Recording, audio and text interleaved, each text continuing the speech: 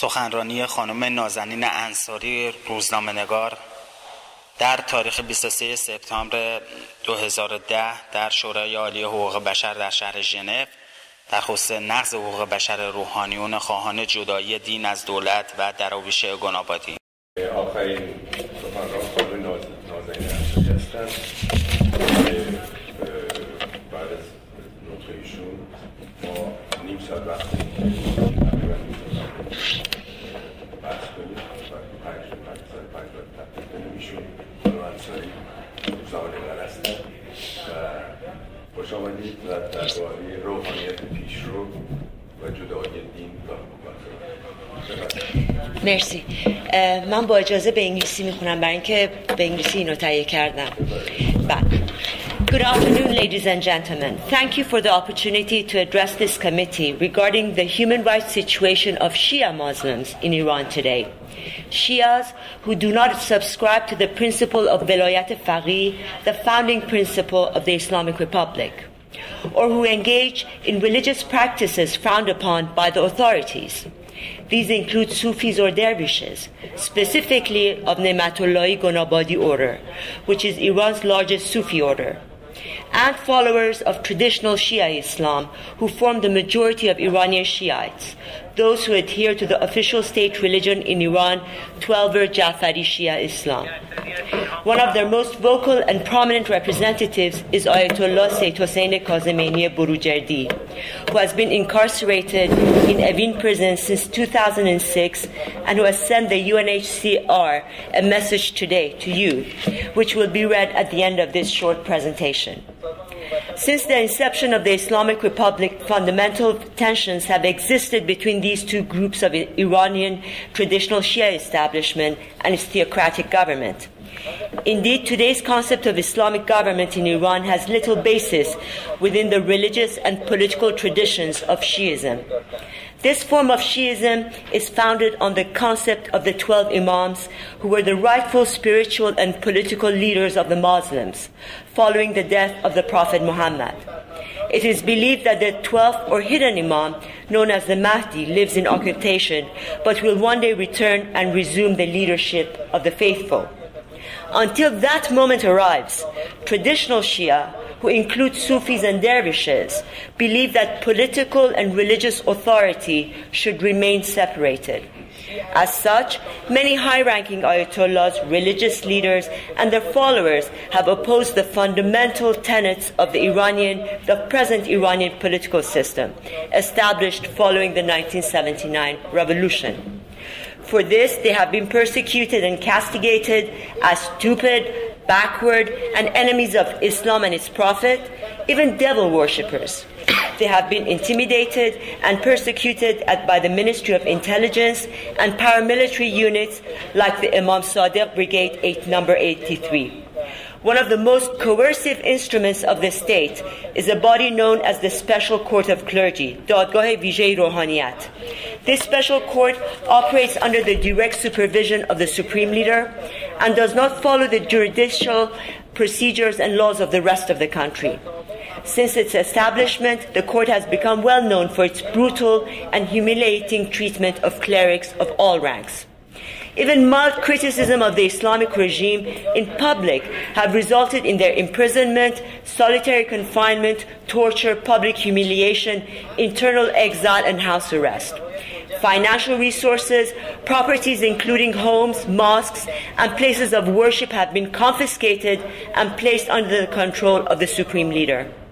In addition, their right to travel has been restricted, burial of followers has been prohibited in their traditional tombs, and their mosques and houses of worship have been demolished.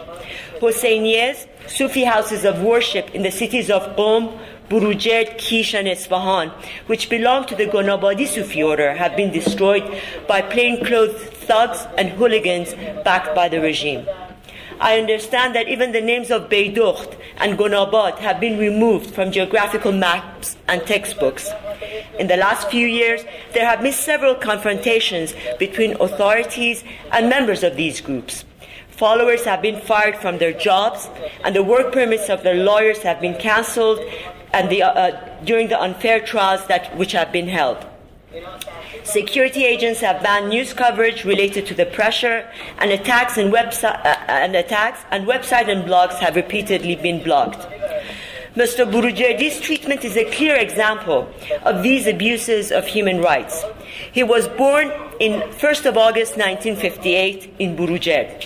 He was educated in Islamic jurisprudence under the tutelage of his father and other learned and respected ayatollahs.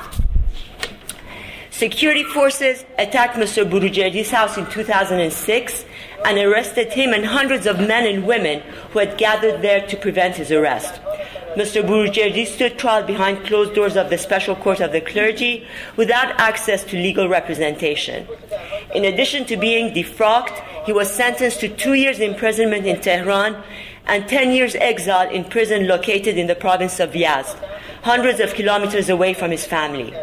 His house and all of his belongings were confiscated. He has been in prison since and is currently suffering from ill health, including heart disease, kidney disease, and infection. Reports of ill treatment, torture, and denial of access to a significant number of his rights continue to flow out of Iran. His father and mother both died under suspicious circumstances, and his family believes that his life is in danger. Having been denied the right to open and fair trial and having been denied legal representation, Mr. Burujerdi has been subjected to beatings and physical abuse in Ward 209 of Evin prison. He has also been subjected to mental and emotional abuse. Insult and abuse were carried out against his wife, daughters, and oldest son in his presence. A number of his supporters have died under suspicious circumstances. As a consequence of his refusal to recant publicly in a televised program, he has received death threats. He has also been threatened with the distribution of fabricated and insulting films about him and his wife and daughters, in addition to footage of him taken in the nude by the authorities on the 16th of August 2004. This was filmed during an earlier period of incarceration. Now, this is the message that he has sent to you from Evin. I'll read it in English, but if you want, there's a Farsi translation as well. To the esteemed President and members of the UN Human Rights Council, from inside the notorious Evin prison, I send to you greetings. As you are well aware, throughout history, the interference of religion in state matters has been instrumental in promoting ideological and religious conflicts, the rise of totalitarian regimes, as well as injustice and inhuman punishments. Today, religious fundamentalists throughout the Middle East region, and in particular in my country, Iran, are notable examples of such extremist attitudes. A major example of the confluence of religion and state in Iran is the passage and execution of unfair laws against all ethnic and religious minorities, gender discrimination against women, and also the carrying out of inhumane acts of punishment such as flogging, torture, and unacceptable forms of execution such as stoning and the like. The unpopular regime in Iran has no respect or belief in freedom of thought, expression. In such an atmosphere, religious minorities, Zoroastrians, Sunnis, Christians, Jews, and Baha'is, in addition to Sufis and Dervishes, including the majority of Shiites believers who are opposed to the doctrine of Velayat al-Faqih, are constantly harassed and repressed.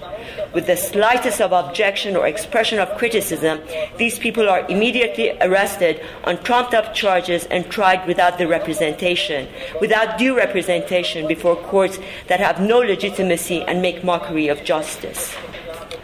Since its inception in 1979, the Islamic regime has consistently violated every provision contained in the UN Universal Declaration of Human Rights and international law, a phenomenon whose extent and intensity has increased year after year. The bogus scenario that manifested itself in the aftermath of last year's presidential elections removed any vestiges of doubt concerning the very nature of this dictatorship. Today, every Iranian household, especially those amongst our nation's ethnic and religious minorities, bears the scars of these inhumane acts of injustice. In a closed and highly monitored atmosphere, many amongst them have been forced to either hide their views and opinions or seek refuge away from their homeland.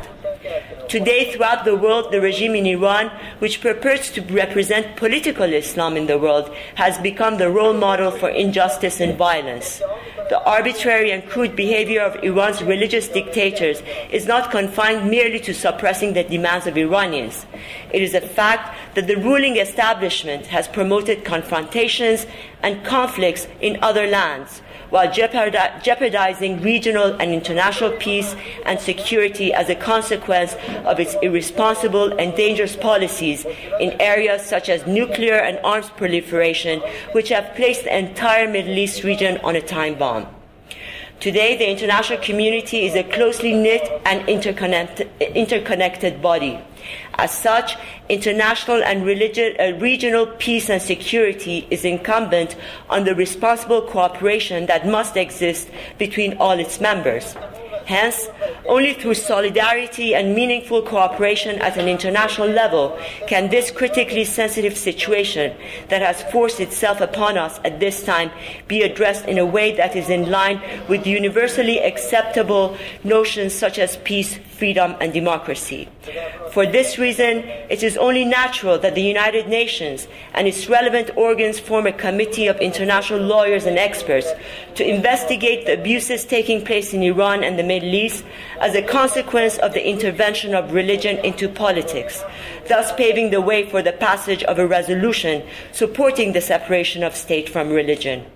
It follows that the passage of such a resolution would naturally lay the first stone for conducting a free referendum in Iran, carried out under the supervision of international monitors, so that the people of Iran can once again become masters of their own destiny. Hoping for a global solidarity for the resolution of the current crisis, and with my very best wishes for peace and freedom around the world, Sayyid Hossein Kazemeni Burujerdi, Evin Prison. Thank you.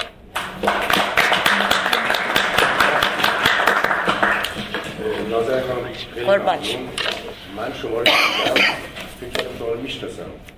الان که بیوگرافی رو خوندم همه تو بی بی سی با پروگرام چیز میدم دیدلاین خیلی